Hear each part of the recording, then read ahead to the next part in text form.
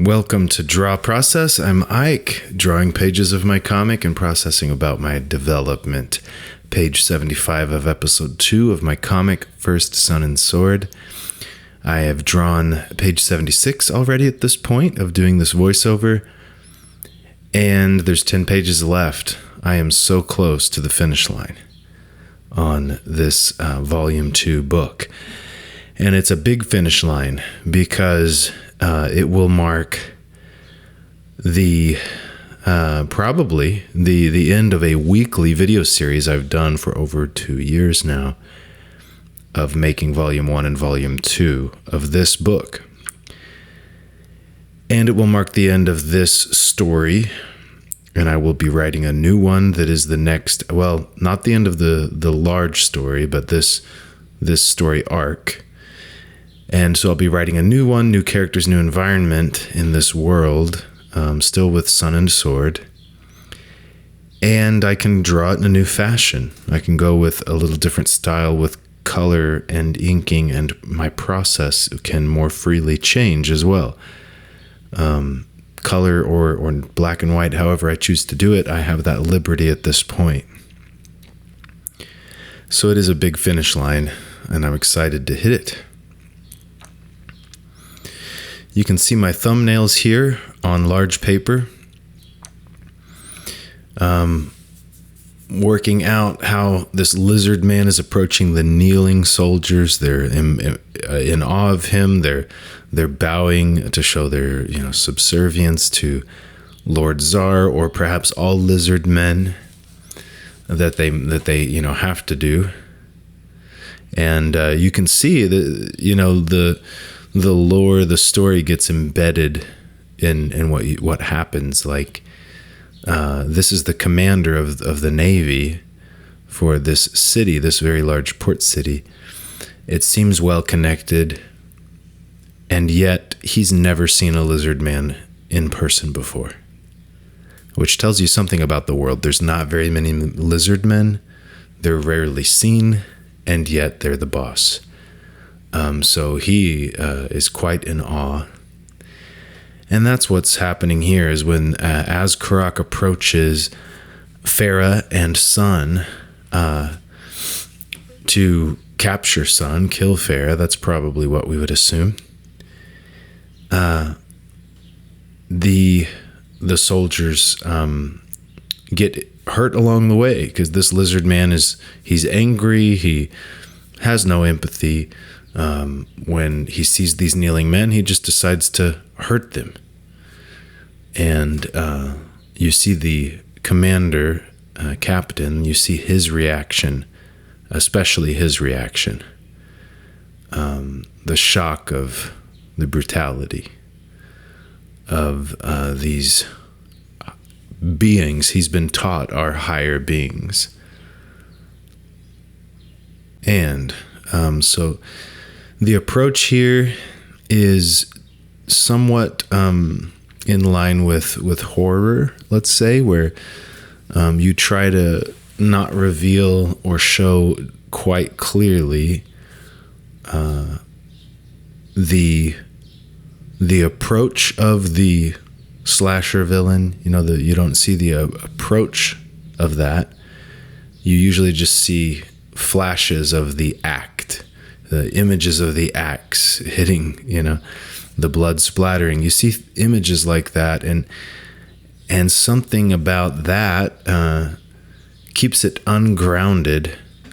Which is the feeling you get when you're in a traumatic experience, where your memory might fragment. You might dissociate. It may come in flashes. You're not as aware of where this lizard is in space. So I'm kind of going with that style of storytelling on this page. And I let the panel borders have a new effect to them, let them kind of rip across the page as he rips through them. And I want images of his hand in the air, hitting people. When the act of hitting happens, I wanted to show it in an establishing shot. I didn't want to leave everything completely disembodied, just, individual inductive images. But instead of showing the establishing scene at the start of the action and then zooming in and showing little pieces of the gore, I'm going in the opposite approach. Show the little flashes of the lead up to the action and then show the action in the physical space. These are things to study. These are things to wonder about. Why did you choose the panels you did? The camera, angles, the shots that you chose, and then added the layer of where you positioned the panels and the size and shape of them and so on. And it gets very complicated, but you should consider why. And you go by feel. You substantially go by feel. But you should grow in your self-awareness over time as to why. And if your inclinations are how you want them to be, or if you want to change them. We're not simply trying to become the artist that we are. We're trying to transform into the artist we will become. You want to go through a transformative process as an artist. And that requires reflection, which can come in lots of ways. You can just look at your work. You can, here I get to look at videos of watching myself draw, and I go, okay, I see how I'm doing this. Like it's interesting to watch myself. If you were a gymnast, you would probably want to watch video of what you're doing and see what that looks like from the outside. Very similar thing here. You get to learn.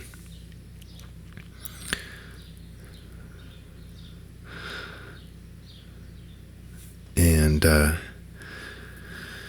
reflecting on how I'm doing it here, I think I want to approach this in a way. I recently looked at other people's art at a convention, sometimes just doing a portfolio review or just checking out other people's books and so on, sketchbooks.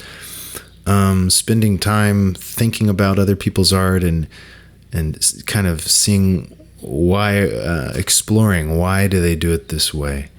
How do I understand where they're coming from? And could I have insight? But it starts with understanding. You have to approach with curiosity and wanting to understand before you can really have valuable insight to the person. And same here. Of course, it's nice if you have the same experience as that person. I mean, then just whatever you think and feel is just the answer they needed. But that's rare. Most of the time, you're dealing with someone different than yourself. Now, in this case, I'm talking to myself. So, some things that I see here is I wonder about this approach of doing the thumbnail first and then finishing the pencils. I get that. The reason I did that, I did all of these early thumbnails at the same time within a few weeks, and then I've gone back and each week I will complete the pencils and ink one page. And I did that because when I got down to the last 20 pages, 30 pages of the book, I wanted to make sure that the story worked, that I was still working out the story. I wasn't sure if I was totally happy with it. Let's see how it plays out, make sure it hits the way I want it to.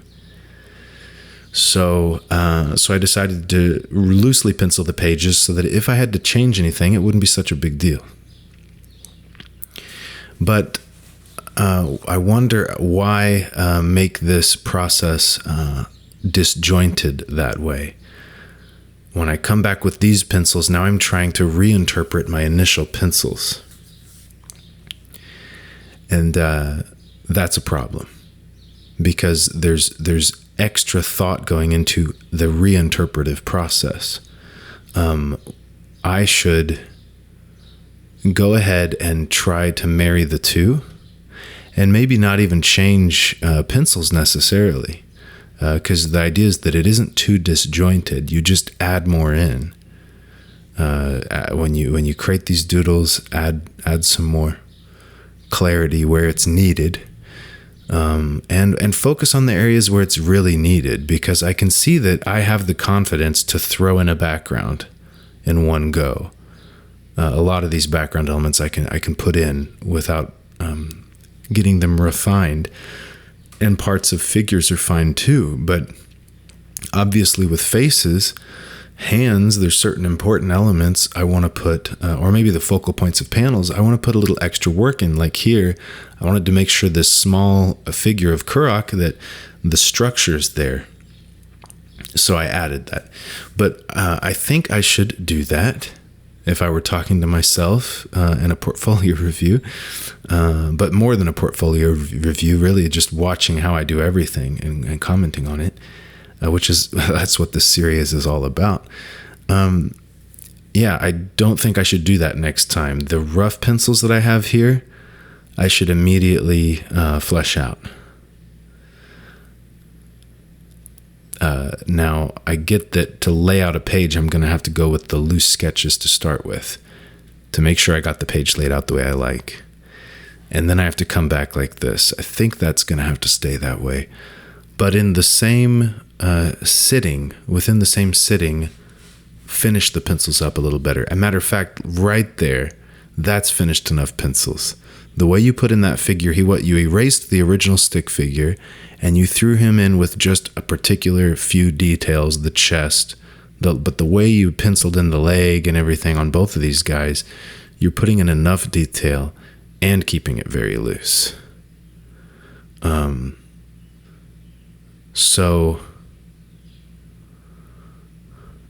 Matter of fact, I'm thinking these light pencils, go even simpler with them, maybe, or maybe go even simpler. I don't know. Yeah, when you have the guy in the background there, that's just the ellipse and with the lines on it, that's enough. Don't add any details yet, because I think that solves it. I am adding too much detail in the loose pencils, in the initial pencils that are the thumbnail. And then when I come back, I'm trying to remember what those lines meant, and I'm redoing them. Just don't even have them there. See, just like this guy here in the background, I'm able to put in the details and construct this guy with just what little bit of a puppet is there. The little bit of lines that are there. And I'm even making adjustments to precisely the tilt, the angle of his head, the shape of his head, and everything. Go to these pencils with less. I think that's the solution. I could have thought that my finished pencils were too detailed. And that's something I have been thinking. I've been thinking that maybe my finished pencils are too detailed, and then I go to ink, and now I'm just redoing that again. But now I'm thinking that the problem or the solution lies in the fact that the under pencils are too detailed. So now my final pencils get pushed a little further into refinement rather than creation process. And that feels like a waste, because the inking is my refinement process. And eventually I want to get where it's all much more this creating process, the finding the lines, coming up with the image, rather than taking the image that I've already put there in an earlier step and redoing it. I don't want that in my process. It's less fun, and the result is less of less quality in an artistic sense, I believe. So I think I've learned something just thinking this through, that I need to adapt and I don't know. I don't know if I'll get to do that for a while because I've already done the rough pencils for the last 10 pages. So I'll see what I can do to try to apply that learning on the next page I do this week.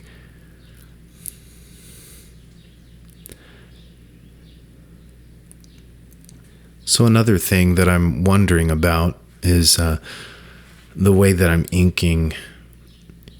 I have gone quite a far way into loosening up, and I mean having more expressive and dynamic figures and expressions.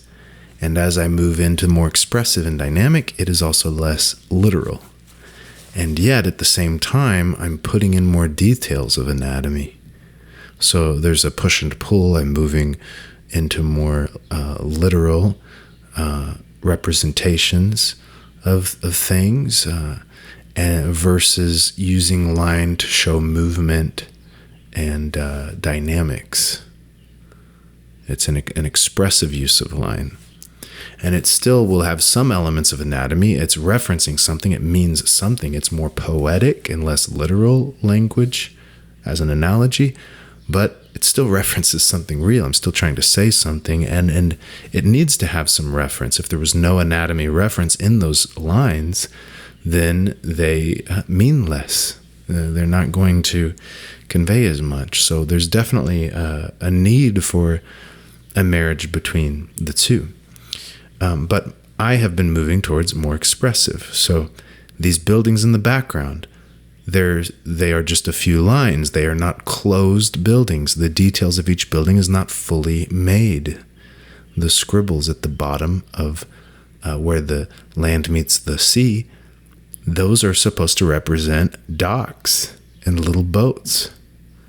They are not clear. It's not clear what they are, but I've still put some squiggles there, something to indicate it. I have been moving more that direction, and it allows me to communicate meaning of things without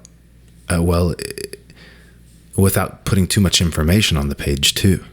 If I had fully fleshed out buildings in the background, very clear everything, and I do that everywhere, it's too much information.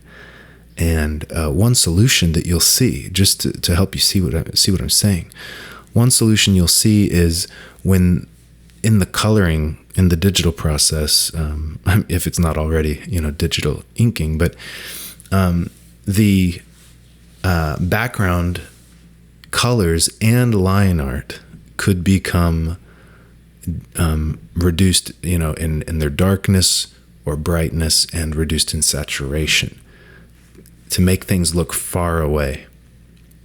You just sort of desaturate, move it towards blue somewhat, as if you're looking through the atmosphere.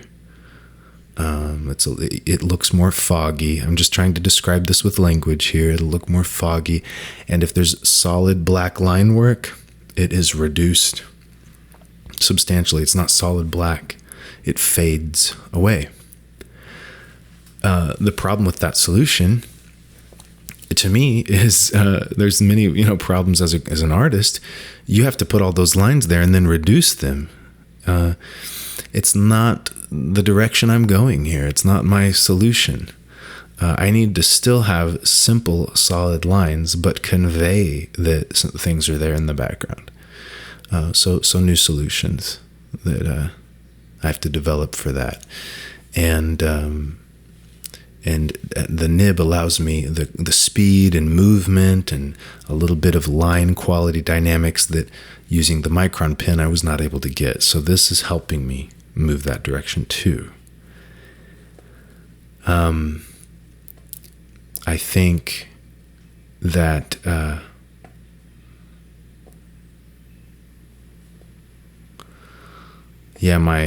don't know. I'm trying to think if I should do something different with my hatching lines. I get that they're kind of all over the place, but I kind of like that sketchy, organic, hand-drawn feel to them. I'm not sure what I want to do about that, because I kind of like that feel when I see, more classic kind of pen and ink drawings that you might have seen in the 30s or something, they can look stiff and they can look, too polished. I don't want to go that direction.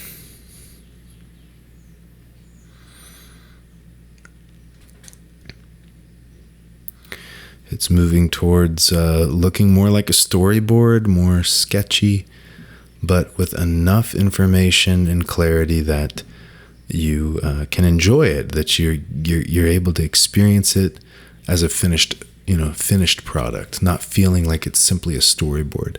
And I want to move far that direction. How far can I move towards, it being a storyboard, a sketch, and still feel like a finished product, a finished page and art, and a story that you can be engaged with.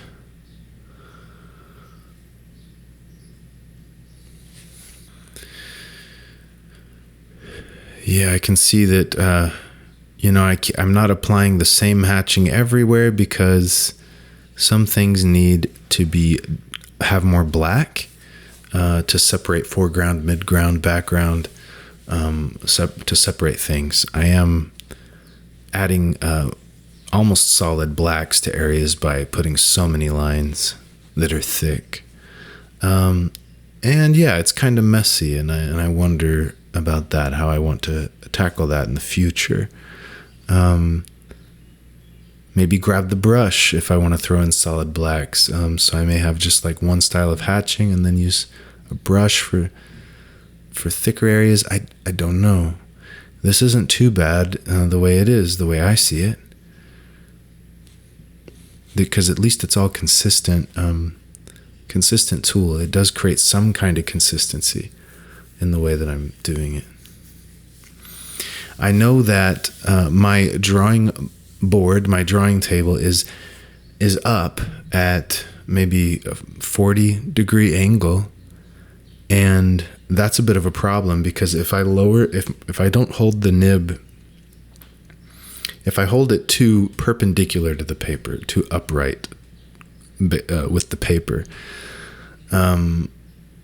then, well, it doesn't work very well, and I might smudge it because maybe my hand is getting too close to where I'm inking, and the pen and my hand are in the way of what I'm drawing, so it causes me to have a smaller area that I can work on, perhaps.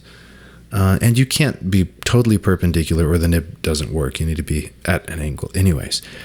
But with my board pitched up, with my drawing table tilted up, I have to be careful that when I tilt my pen down, gravity is now pulling the ink away from the direction it's supposed to go. It can drip down my pen towards my fingers instead of naturally down the channel where it comes out at the end.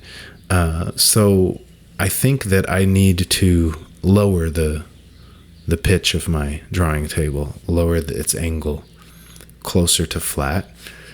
And that'll give me more range with the way I hold my pen.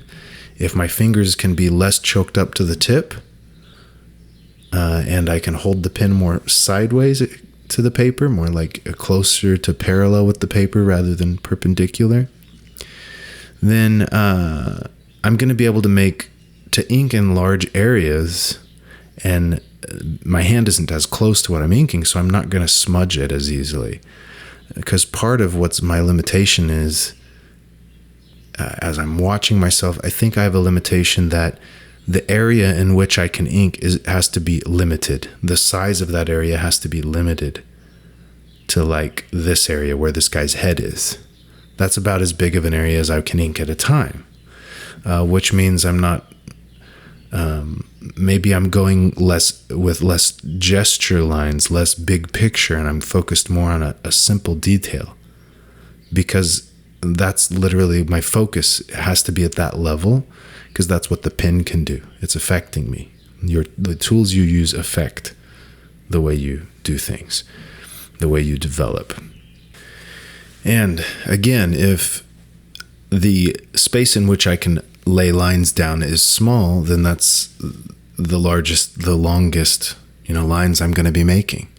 That's the amount of the picture that I'm going to be focused on at a time, producing at a time, instead of the bigger image, and then maybe going in with extra details in the small space of the face, somewhere it's really important. I just kind of moved from spotlight of the same level to spotlight of the same level, partly due to the tools. So, I wonder what I can do there, and maybe a different nib as well. There's other nibs that might create more varied line weight, that work smoother or better at more of a tilted angle, more parallel to the paper. So I might see what else I like there, but I'm happy with this, so we'll see. And so trying there, I noticed that when I draw a long line on the paper, I have a hard time drawing a straight line. And I know that's because I'm not rotating my paper. I never rotate the paper. It's just vertical the whole time. And so I'm moving my shoulder and my arm to try to get a different angle, but I can only go so far with that. Tilting even my spine and stuff, it's not great. If I sat like that all day, not a good idea. But in my general position, I'm sitting straight. I just tilt at times if I have to make a long line. But yeah, even then, those lines they get too wobbly perhaps. It becomes part of it's uniform, so it can kind of work. It's part of how I do it, and it can become expected by the reader. It can become part of the whole that they experience. But it's not always going to work. Sometimes I need straight lines. It's a pole. It's a sword. It's rigid structures, like especially if it's in a modern or city or a futuristic kind of setting, sci-fi setting, I might need very smooth or very straight lines. So I noticed that about my style, and I wonder if I should just tilt the paper for those lines. It's just on a clipboard. I don't tape it down, so it wouldn't be difficult to tilt the paper. But I'm not sure on that one because I like giving myself the limitation of having to work at this angle. I don't get out a ruler. I don't get to rotate things around. I just have to go with that limitation, and it results in a little more cartooning effect. And it can be okay. So I'm trying to figure that out still. So I'm going back at this point and seeing if there's any lines that look like they need to be thicker, adding extra shadow or just thickening a line to separate foreground and background elements or thicken the border. And you can see that I spilt a little ink on the page, but it wasn't in the way of any of the art, so I didn't even bother to erase it.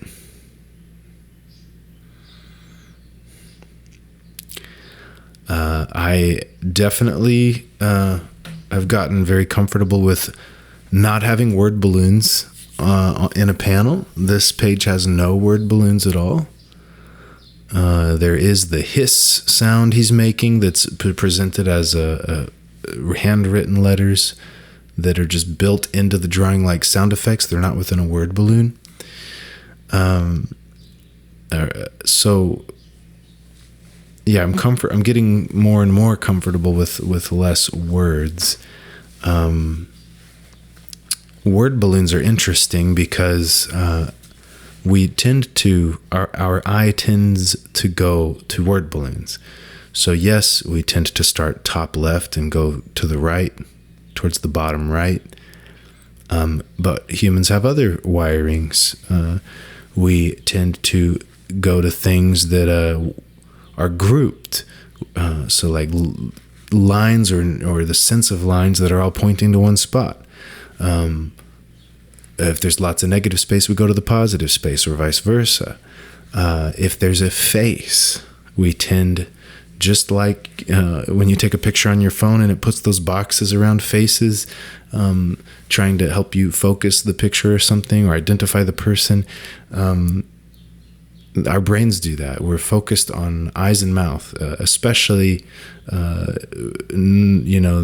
autistic brains. And we focus on word balloons and faces and heads, and those shapes are similar. An oval for a word balloon and an oval for a head. I find it interesting in manga and others that sometimes you'll see word balloons that are a vertical oval instead of a horizontal one. And those resemble a head shape more, and they can fit next to a head better. So it's kind of interesting to see like how it affects the reading style and the way the page is set up when you are going to have a vertical oval. And we can use that to some degree, even with English, with languages where the words are horizontally take a lot of real estate. But knowing that the eye goes there, it means how is that affecting the way the reader moves through the page? Do they look at the art or just go from balloon to balloon? How does it throw off the readability, especially if there's not a balloon every panel? Because then if you skip a panel with a balloon, what's the eye doing? What's the reader doing? Anyways, not something I have time to get into because we are at the end of the video. I hope you got something out of this, thinking about my practice and helping you think about your practice. See you next week.